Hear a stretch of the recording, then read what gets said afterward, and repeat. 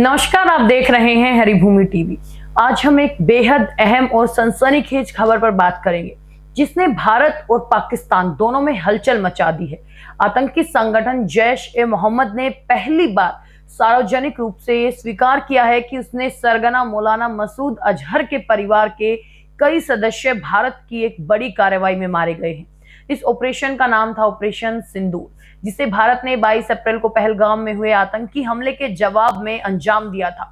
जैश के कमांडर मसूद इलियास कश्मीरी का एक वीडियो सोशल मीडिया पर तेजी से वायरल हो रहा है, जिसमें वो खुले तौर पर कहता है कि 7 मई को बहावलपुर में हुए भारतीय हमले में अजहर के परिवार के लोगों के शरीर के टुकड़े टुकड़े हो गए थे और उनका कीमा बन गया था। ये बयान न सिर्फ भारत की कार्रवाई की पुष्टि करता है, बल्कि ये भी दिखाता है कि आतंकवादियों के हौसले कितने पस्त हो चुके हैं।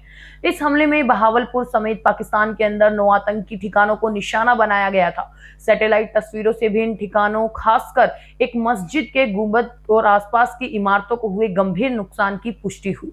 बहावलपुर में हुए इस भारतीय हमले में मसूद अजहर के परिवार के 10 लोग और 4 सहयोगी मारे गए थे। मृतकों में मसूद की बड़ी बहन, उसका पति, भतीजा, उसकी पत्नी, एक भतीजी और उसके 5 छोटे बच्चे शामिल थे। यह हमला इतना जोरदार था कि किसी के बचने की गुंजाइश नहीं थी। हालांकि हमले के समय मसूद अजहर खुद मौके पर मौजूद नहीं था, जिसकी वजह से उसकी जान बच गई।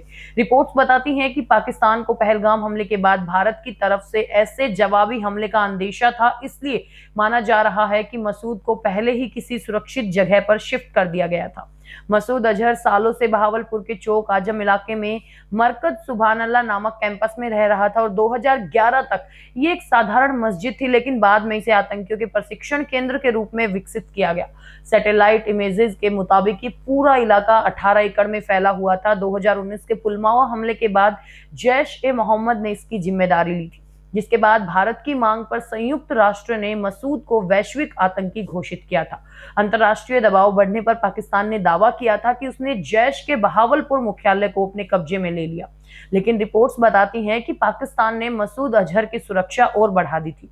मसूद अजहर का इतिहास भारत के खिलाफ कई बड़े हमलों से जुड़ा हुआ है। वो 2001 में भारतीय संसद पर हुए हमले का मास्टरमाइंड था। इसके अलावा वो 2016 के पठानकोट हमले, 2019 के पुलवामा हमले और 2005 में अयोध्या में राम जन्मभूमि पर हुए हमले का भी मास्टरमाइंड था।